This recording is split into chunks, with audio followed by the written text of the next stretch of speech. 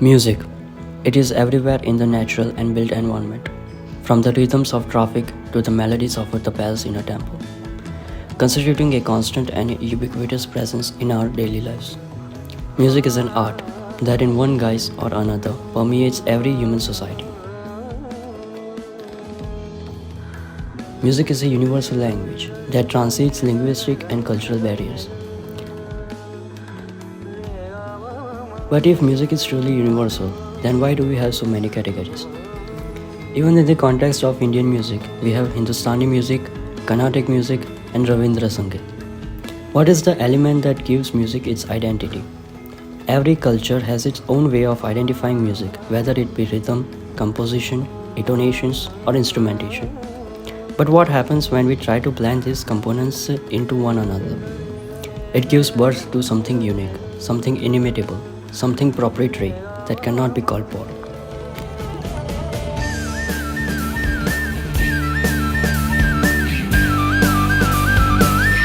The new generation of fusion music in India can be tracked back to the 80s, when a new generation of musicians started experimenting with blending Indian classical music with various Western genres such as rock, pop, hip hop, and electronic music. This global music scene and the increasing availability of technology heavily influenced this new genre of fusion music.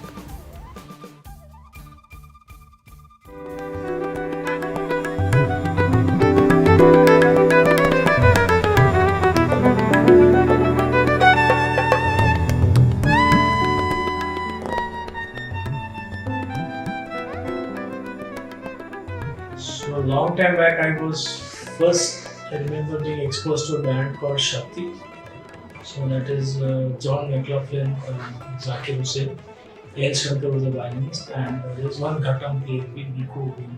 So that was a very good experiment, and first time I could see that the power of how different people from different genres of music brought together something which was memorable. So those were the sort of key moments where I thought this is a very good form, very different. But and in my household, my mom and dad were both sort of Indian classical oriented. So from childhood, I've been listening to that in the background, and my personal interest was rock and blues. So maybe it all got fused in a way. And in terms of performance, I long time back in about 2000 or so, I performed my own compositions, fusion based, at Set University. And that was well received by the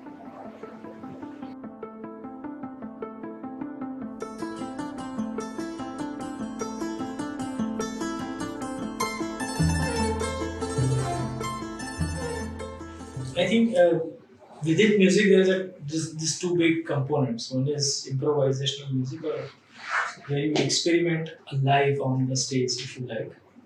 Of course, there is some framework. There is a chord structure, and there's a beat, tempo is there. But within that, then the musicians are free to perform whatever they want. And the other is composition, where you do an album, record it in a studio, and so on. So it is a very structured way of doing. And the response from audience is to me the key ingredient. A lot of times I've seen musicians change their whatever they had rehearsed in their mind, it goes completely out of the window, and there is a different response, and they respond to the emotion of the crowd, and that makes it more special in a way to me. So therefore, I've always been a live musician. I like doing performing live. So these two differences, and it's not that one substitutes the other. Both are important, and both have their place firmly rooted in the family.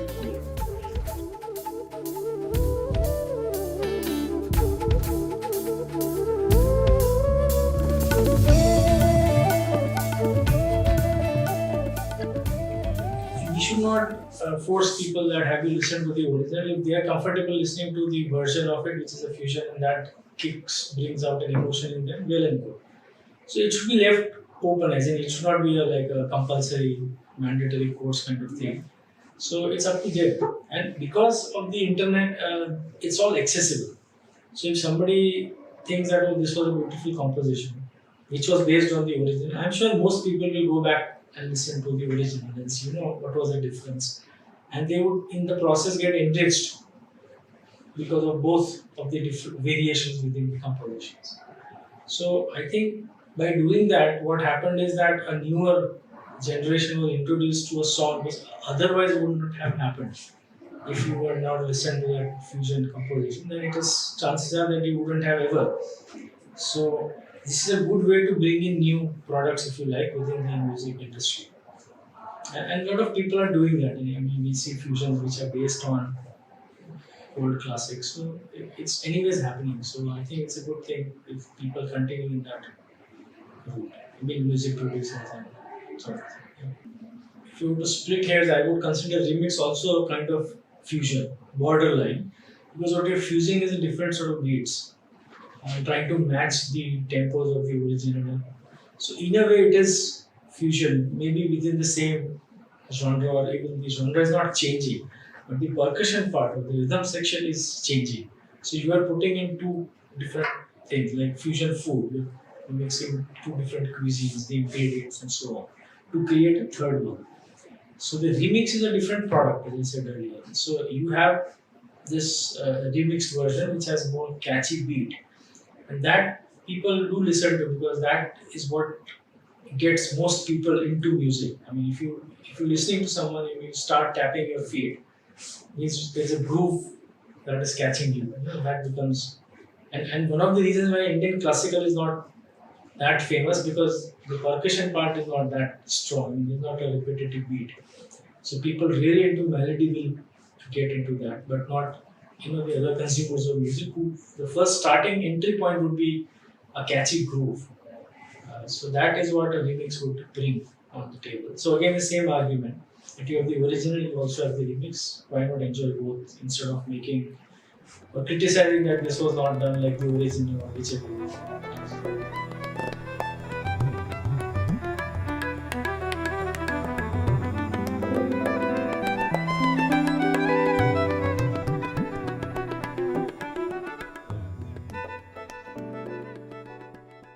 If musicians were born and brought up in India, if they are getting into fusion, then they would be centric, or the composition, the structure, the instruments will be more Indian centric.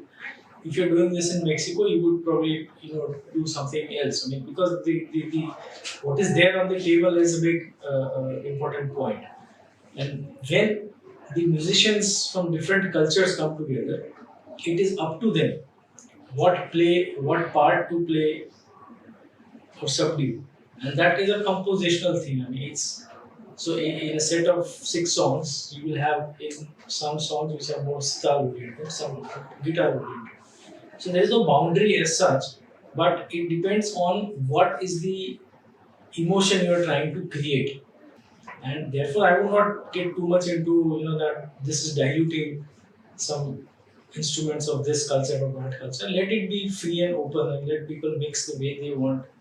Basic thing is to get an emotion out of the people, and for that, if they have to use a guitar in this piece, so be it. I mean, why restrict them? Yes. Or any other instrument. So that would be my take on this.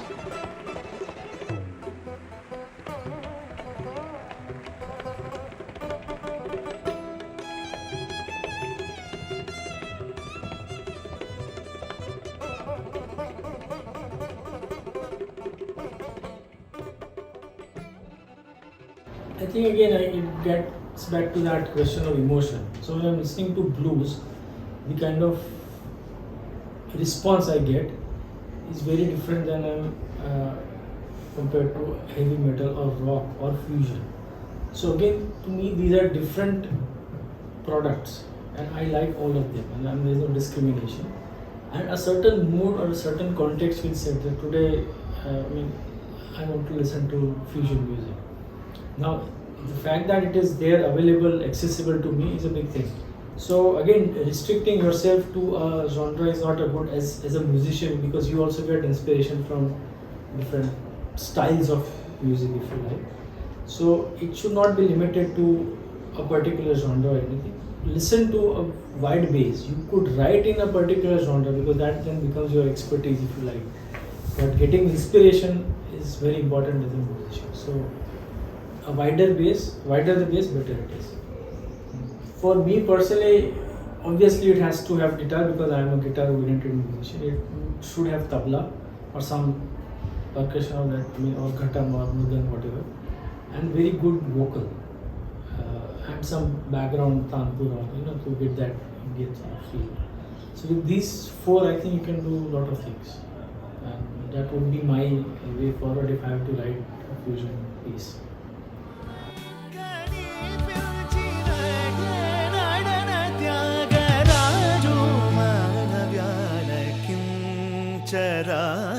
തടേ മർമ്മമെല്ലതിൽ പേദനെ മനസാമന